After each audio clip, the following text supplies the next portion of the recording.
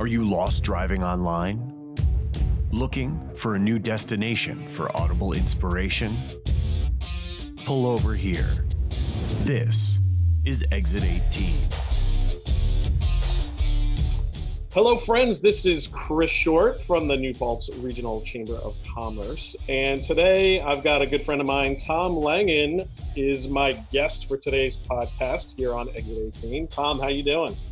I'm doing well. Thanks for having me. Excellent. This is great. For those of you who don't know, Tom is the mastermind behind our opening intro, and his voice is the voiceover. He's our voiceover actor. So I want to thank Tom for doing a great job on that. Appreciate it. Yeah, my pleasure. It's cool to be involved behind the scenes a little bit on the podcast and help you out with it there. And now to be a guest, it's nice to kind of get to participate in multiple ways. Yeah, this is great stuff. So Tom, you and I, I've got a background in video, but obviously you are a pro in the field, and wanted to have a conversation a little bit different today about creativity and storytelling. And I'm really interested in, how did you choose your career? Like, where did you start? Like, how did you get involved in film and video production? Sure. So the short answer is by accident. And the long answer is because I needed a job. But it really what it came down to was I was a psych major in college. I had decided that I didn't want to go to grad school. Got to be about March of my senior year in college. And obviously at that point, the decision had been made that I wasn't going to go to grad school. And my parents were fine with that, although I am the only person in my immediate family that does not have a postgraduate degree. So education is a big thing in my family, but my parents never pressured me to further my education. However, they did say, if you're not going to go to grad school, you better get a job. And so I was on the phone with a good friend of mine one night. She and I went to high school together, a good friend of mine from high school named Abby. And we were on the phone one night, and I was telling her that my parents were kind of giving me a hard time about getting a job. And I had no idea what to do. There's not really much you can do specifically with a bachelor's degree in psychology, other than go to grad school, or go to further education. And so I told her, flat out that I was kind of struggling and not sure what to do. And her father owned a production company at the time. And she said to me, "Why don't you call my dad?" And I was like, "Why would I call your dad?" And she was like, "Well, he's starting a new show and they're going to be looking for people, and he would definitely hire you for an entry-level position. He knows you. He knows you're a hard worker. He knows you're reliable, and he gets along with you, and he would definitely give you a shot for an entry-level position. I think you should give him a call." So I was like, okay. So I called him and told him, his daughter obviously had prepped him that I was going to be calling. And so I called him up, and he said, basically said, here's the offer. I have an entry-level job, as a PA, production assistant, which is kind of a catch-all term for like the guy at the bottom of the totem pole or the bottom of the ladder. Right. It's basically the guy that does whatever needs to be done whenever it needs to be done. So he said, "That's the offer. It pays this much a week. Are you interested?" And I said, "Sure." And he said, "Cool, I'll transfer you over to the line producer and he'll get you set up." And so he sent me over to the line producer, and the line producer said, "When can you start?" And I told him when I graduated from college. It was a Sunday. And I told him what my graduation date was. And he said, "Cool, how about Monday?" And I was like, "Monday, what day?" And he was like, "The next day." And I was like, "Well, I'm still going to be in Pennsylvania, because that's where I went to college." I was like, "I need some time to actually like move out of my apartment and move back to New York." And he was like, "All right, cool. So a week from that Monday." And I was like, "Okay, deal." So I started working in production full time a week after I graduated, 8 days after I graduated from college. That's awesome. Yeah. That's awesome. What have you over the course of your career? What did you learn along the way? Like, is there one thing that you learned? Jumping in. I'm a big fan of being the underdog and taking a risk. to try and see where it's going to go. Obviously, you took a chance to kind of explore a new opportunity. What did you learn along that journey? So I think the biggest thing that I learned early on, I think there's two things really that I learned early on that I've carried with me um, through very much through to today. And that is I am much better at my job if I have, at the very least, a basic understanding of the other jobs that work in concert with mine to produce the end result. That's right. Right. So you can't be an expert in everything, and I'm definitely not an expert in all things production, but I have a good understanding of how all the pieces work and how they go together to deliver the final product. So I've worked my thing that I usually tell people is if you go on a set, I've done just about every job on that set except working as a sound engineer. That's one that I never did. I was never a sound recordist. But I've done just about everything else. So, so I did that, and I did that very intentionally to be able to, to be better at my job eventually, hopefully, of running productions, Mhm. and running a set. So that was a big one. And then the other one was I have a very vivid memory of an early shoot that I was on, very early in my career, and the producer on that shoot, it was the end of the day. We were like kind of up against the wire. The thing in the production world is always you're trying to avoid overtime, because overtime for a crew gets very, very expensive. And so we're trying to avoid overtime. We're trying to load out of a house as quickly as possible. And I have this very vivid memory of carrying like 3 or 4 Pelican cases out of the house and walking past the producer who was on her phone, smoking a cigarette and drinking a Diet Coke. Mhm. And I thought to myself, I'm never going to be that producer.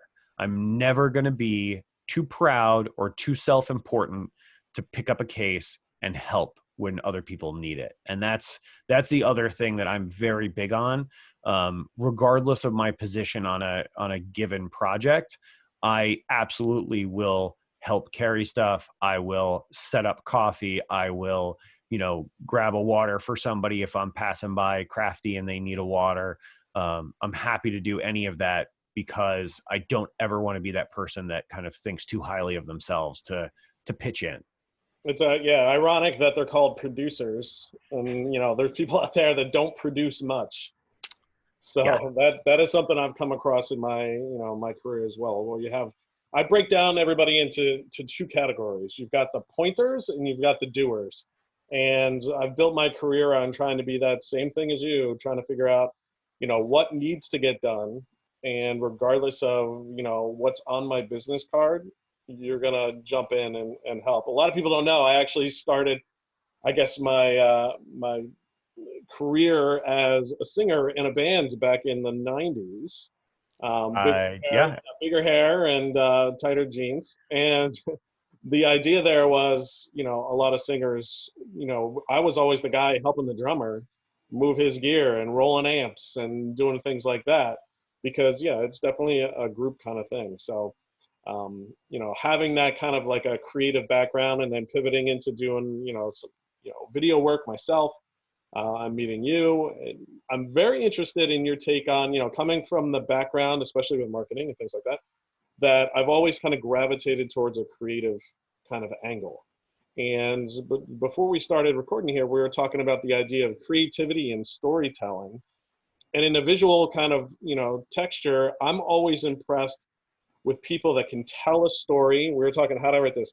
Tell a story when nothing's going on. And by meaning that, let's go back to one of my favorite films, Wall-E, where we have something simple. Obviously, animation and Pixar and Disney and all of that is pretty amazing. The fact that they could take a robot to kind of showcase emotion, and I think I got something in my eye a little bit, towards the end there. But what's your take on that? How do you, when you're looking through the lens, when it comes to creativity, how do you tell a story when there's nothing going on? So I agree. I think Wally was a really interesting example of a very highly, technologically advanced way to make basically a silent film. Mhm. You know, I don't remember how long it is but I mean, Wally doesn't speak. And I don't remember how long it is in the movie before there is actually any dialogue. Um, but, but yeah, I mean, they basically made a silent film in the most highly, you know, technological way they could at the time. So I think it's really interesting, definitely for that reason. For me, I think it comes down to a couple of things. So storytelling, yes, it's an art, but it's an art that requires work, and it requires, you know, work that follows sort of a recipe, I guess, for lack of a better way to put it. And so I think part of the way they accomplished something like the movie Wall-E was with very, very careful and thorough pre-production planning. Mhm. They spent a lot of time mapping out what it was going to look like, what they were trying to convey with each shot in that film. And they stayed focused on in doing so, they really mapped out the story in advance, right?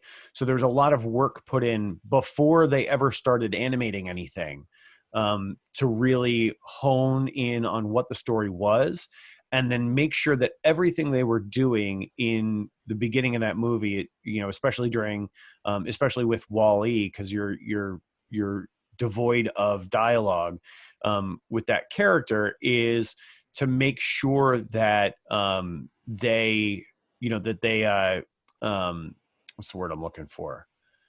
Um, well, they wanted to make sure, like, you have to make sure that everything is intentional. That's the word I'm looking for. So, right. So, like, everything that you're seeing should be there for a reason, and it should, and the reason it should be there is to further the story, right?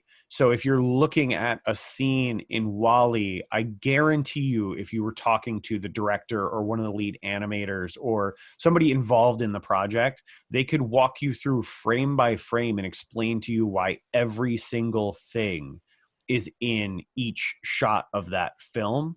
And that's the kind of behind the scenes work that really goes into good storytelling. And I think it's the same with, like, you know, when people say storytelling, I think often, for me anyway, what comes to mind is books. And it's the same kind of work. I mean, it's the reason why even the best authors, the most prolific authors, the best selling authors, you know, like Stephen King, work with editors, right? And they hone the story and they hone the product until it's ready to be sort of released. But there is a ton of work that goes into it before it ever becomes something that can be consumed. And I think that's the thing a lot of people don't think about, is all the pre-production stuff. I mean, I see that in my business. You know, when I'm writing up a proposal for somebody, there will be pre-production work included in that proposal for you know, content development, story development, things like that. And I have definitely more often than not gotten the question, well, what's this for? And I'm like, it's because we got to have a plan before we start pointing the camera at stuff. Like, you know, you have to go into it with a plan. It's the analogy that is way overused for anybody that talks to me often is I think of it as a road trip, right? So you have to figure out the destination before you plan the route. So the destination becomes, you know, in for storytelling, really, the destination becomes the resolution. So what kind of ending do you want? What do you want the resolution of the story to be? And then how do you connect the beginning and the end with an arc that takes the viewers or the consumers of the story along for the ride? I think it's interesting you said it like that, because I did read several articles. I've seen a lot of documentaries about how Disney and Pixar actually write their stories, and this the way the myth goes. I don't think it's a myth. They actually teach it is they write a storyline and get to the ending they want to get to. Then they erase everything that they took them there, and then they reverse engineer it to make sure that arc, you know, it may have taken a couple tangents and moved left and right along the way, but they got to the end result. And I think storyboarding and, you know, the idea of figuring out, you know, what does success look like. I use that a lot when I talk to different clients. is, where do you want to be? And then we can figure out the pieces that go along there. A lot of people, to your point, jump in and say, well, let's just tell a story. And it's like, well, there's a little bit more. I always go back to Greek theater, right? There's three acts in Greek theater, and trying to come up with that problem resolution. And then you have that success point at the end to kind of complete that storyline. It makes things a little bit easier. And I think on the creative side, for those of us that have it stuck in our heads, trying to convey that is always a struggle. And I know when I've worked on different projects, I can see it. I can see that finish line. I can see all the bells and whistles, but then having the hard time to kind of reverse engineer that and break it down in that pre-production space has always been a struggle. Is there something that you use, like a trick that kind of helps do that? I think for me, I'm a big visual person, so doing those visual storyboards is huge. When I try and convey my message. What works for you? So it's a couple of things. I like to have conversation is always like my first step in the process. Mhm. So I like to talk through. And I'm just going to go based on the example of doing like a commercial piece of content for a client, because that's probably the easiest to roadmap. But I'll sit down and have a conversation, and we'll talk about what the end goal is, and I'll try to distill it down to either a single word or like a very short phrase, Okay. right? That is kind of thematic, for or core to that business or that organization and their values or what they're trying to convey to their audience. And so I'll get down to that sort of core ethos.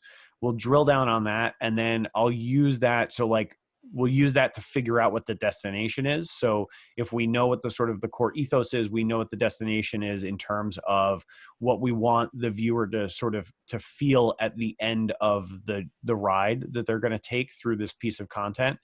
And then we can backwards engineer from there, like, and figure out where we start and how the route we take to along that ride. So I'll do a lot of that. We'll do that through conversation. We'll do that like on paper. I'll jot down notes. I'll play with ideas in my head. Sometimes it's a matter of, doing some internet research and digging around and finding inspiration on things that are surrounded to that sort of keyword or key phrase, finding some inspiration there in some other work that other people have done, that I can use to sort of, help spur my own creativity.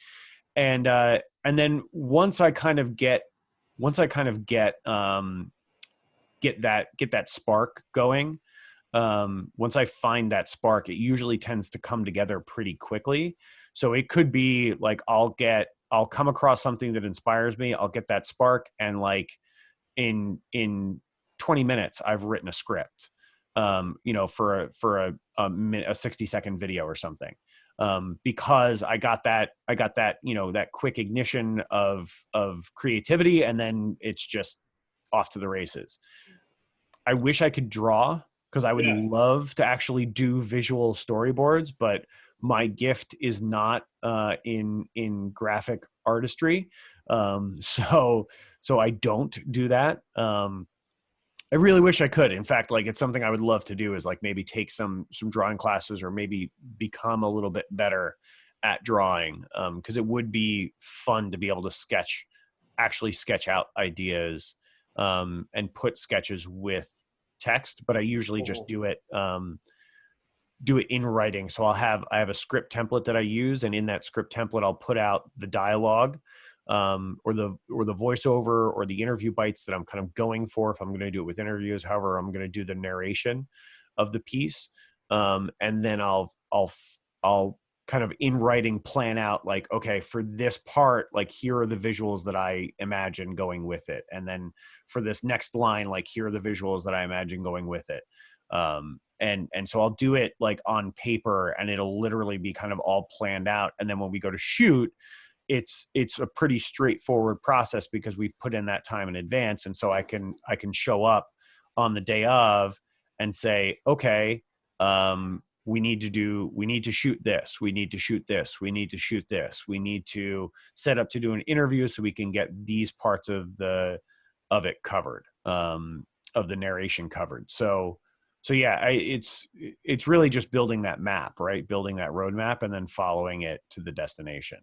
I think you nailed it. I wish I could draw. I'm all stick figures. So definitely stick figures. But I'm a big fan. I have a lot of directors that I love, right? Obviously, well, one of my favorites is Hitchcock, Stanley Kubrick. People that can tell that story with just the motion of the camera. And that's so what I do is I'll draw a stick figure with an arrow or a tight shot, if it's a medium shot, whatever that looks like. And the idea there is I try and convey emotion with camera motion. And something I learned early on in my career that has really served me well, working on different projects like that is follow the eyes. Hmm. Right? So if somebody, looks down, that's when you cut.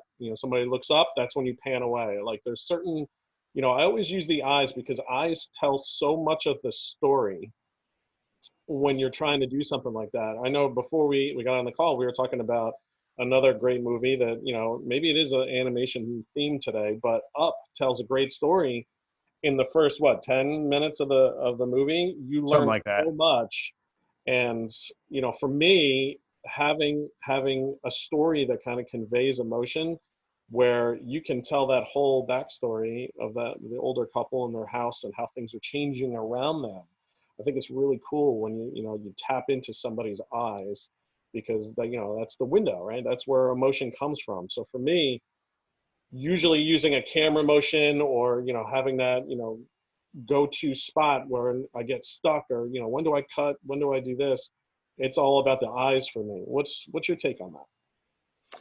So I think I agree. I mean, obviously there are some kind of filmmaking standards and techniques that revolve around that for sure. Like when it's appropriate to cut away, when it's not appropriate to cut away. But I think like going one step or taking one step back maybe from that, I look at it as that everything has to be motivated, right? Kind of going back to what I was talking about with everything in a frame in that in each frame of Wall-E or in each frame at the beginning of Up, that everything in each frame of those films is there for a very specific reason, that it's all very motivated.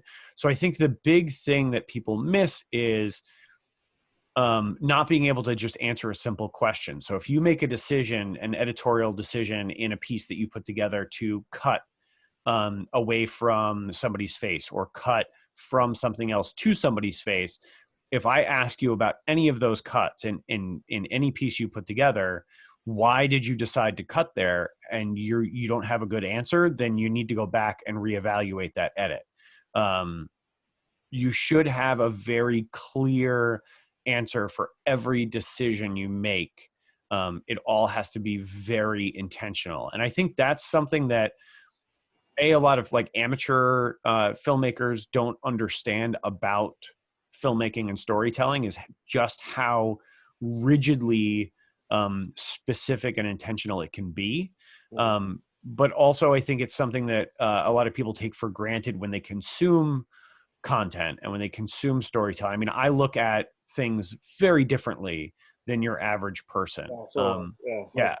I mean, I've been criticized by people, watching something with me, because if I notice that somebody kind of took a cheap way out of something or used a cheat to get around something that was a problem, I call it. Like I'll see it and I'll be like, oh, that's garbage. They cheated there. Like here's what they did. And then, I get I can't watch stuff like this with you. Like I just want to like sit here and like take it in and like, not have to think about it. Now you're making me think about stuff and whatever. But yeah, I mean, it should be rigidly specific and intentional. And if it's not, then you need to go back and reevaluate what you're doing. I'm a huge fan of Tarantino. He's one of my favorite directors as well, and some people love him, hate him.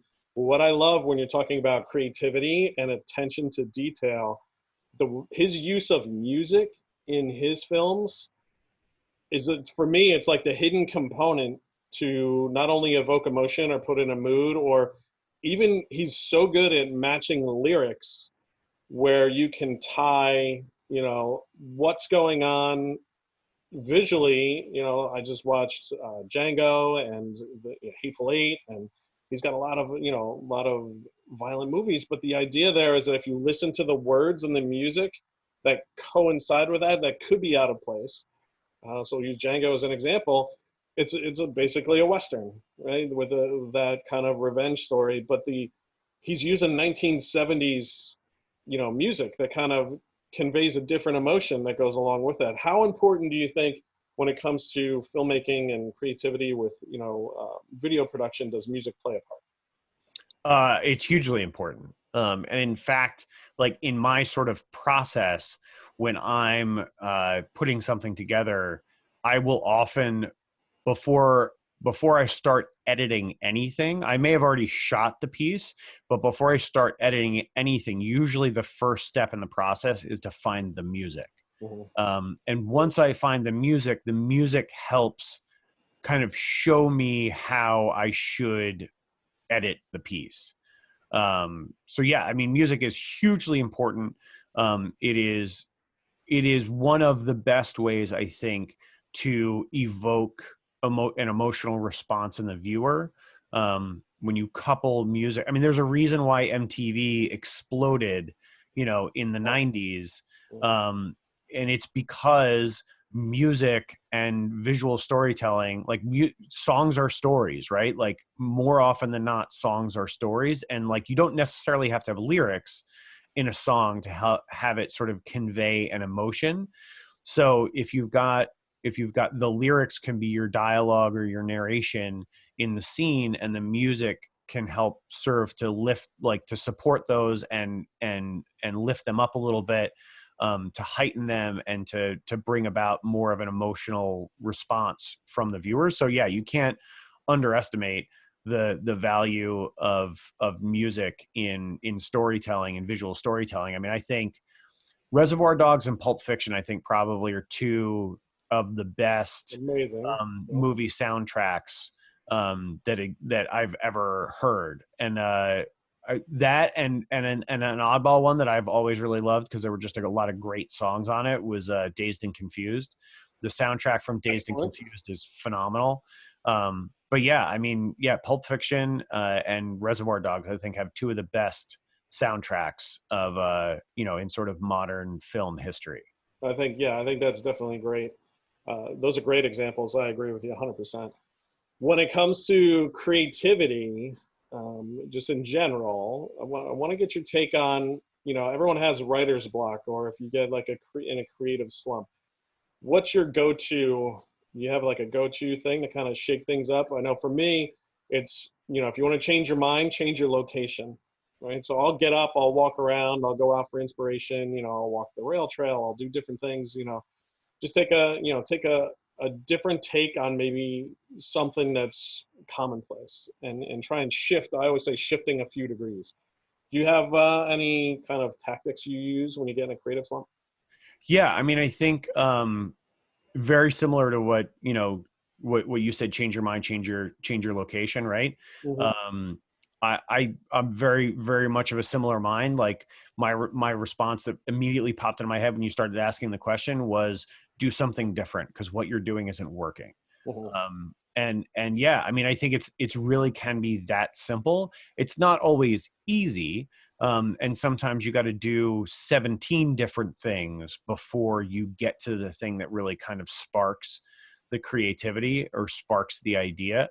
Um, but yeah, I mean, sometimes it's just a matter of it being as simple as putting it down and walking away. Like I don't believe you can force creativity. I think you can do a lot to trigger it, and I think you can do a lot to foster it, but you cannot force it. Locking yourself to a desk until you come up with the solution is the Yeah, wrong approach. yeah, it never Um, works for me. yeah, no, get up, go for a walk, go do something else. Like I'll often, if I'm stumped on something, I mean, I have like I'm currently training for a non-existent Ironman triathlon right now, because it's the race that I was originally supposed to be taking part of is scheduled for August, and has already been postponed. They're not sure if they're going to try to hold it at a slightly later date or if it's going to be canceled or what's going to happen yet. My guess would be that it's going to be canceled. But I had already started my training plan when I got that news. And so I'm just going to stick with it because I figure the worst case scenario is I'll end up in like the best shape of my life. So why not? But yeah, for me is like, I have scheduled workouts like most days of the week. And so, if I'm stuck on something, sometimes going for a run or getting out on the bike really helps me clear my head, think about something different. I'll listen to podcasts oftentimes when I'm out doing those things. Listening to somebody else talk, sometimes they'll say something that just gives me that, like, that I keep saying spark because I can't think of a better word for it, but like, creates that ignition point for an idea, and then I'm off to the races. And it's like I've been out on a bike ride and written a script in my head on a bike ride because I heard something in a podcast, and it kind of catapulted me into the right mind space or mind frame. And yeah, I wrote it in my head. I had to turn off the podcast. It was hilarious. Anybody who like saw me must have thought I was completely insane. Which is, maybe sometimes not always that off the mark, but I was I was on the rail trail. Actually, I was doing a specific training ride where I had to maintain very specific like heart rate zones and stuff. So I was on the rail trail because it's much easier to do that kind of thing there. This was last year. And I had this idea. I started like playing with phrases in my head and basically wrote this entire script in my head. I stopped the podcast and then I just kept saying the script over and over again because I was like super paranoid that I was going to lose it. Yeah. And I actually pulled out my phone and like dictated it onto my phone at one point.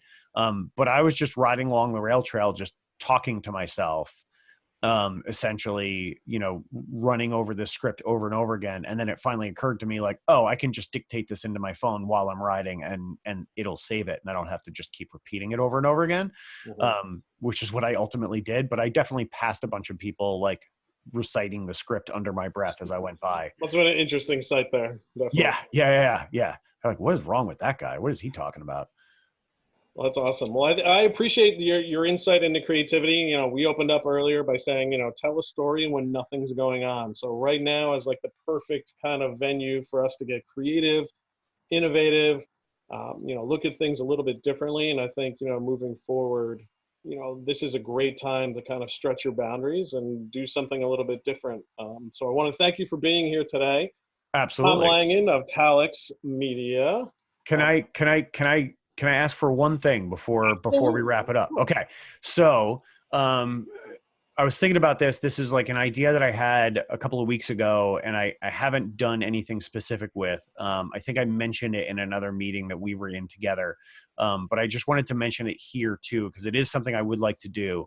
And especially since we don't know how long we're going to be kind of in the current situation that we're all living through right now. And I think even after after things begin to open up again, I think wearing masks when we're out in public is going to become kind of part of the new normal for a while. And so to that end, you were talking about following the eyes before. So to that end, I want to do something. I have an idea in my mind for a little video piece I want to create to help encourage people and maybe remove some of the sort of negative ideas that go along with seeing people in masks. And so I just wanted to ask for anybody out there, if you feel so inclined, I would love it if you could send me a picture of yourself wearing your mask, smiling. And it's important that it's a real smile, right? It's important that it's a genuine smile. So if you need to have somebody behind the camera jumping up and down, acting silly, or telling you a joke, or whatever it is, a selfie of you smiling, or a short video of you smiling with your mask on, would be immensely appreciated. And you could be a part of hopefully creating something that will, help people deal with how things are going to be different going forward.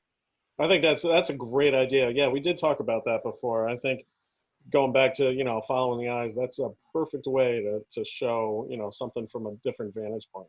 How do people get in touch with you? Where do you want them to send those videos or pictures? Like, what's the best way? Yeah, so super easy way is to find me on social media. You can find me either by searching my name, Tom Langan, or searching my business at Talex Media LLC.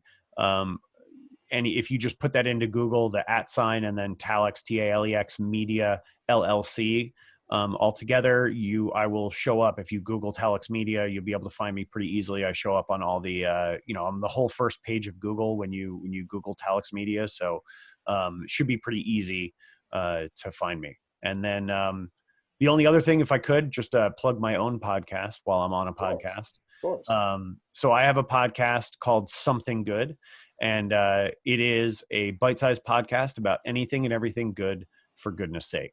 You can find that at Some Good Pod, and you can download it anywhere podcasts are found: Apple Podcasts, Google Podcasts, Stitcher, Spotify, iHeartRadio, and you can find us on Facebook and Instagram and Twitter as well. Busy man, doing lots of awesome stuff. I love it. This is great. Trying to stay busy. I think that's what we're doing. Cool. Thanks again, Tom, for your time today. And thanks for everybody here watching or listening to the Exit 18 podcast. And we will catch you next time. Thanks a lot. Thanks, Chris.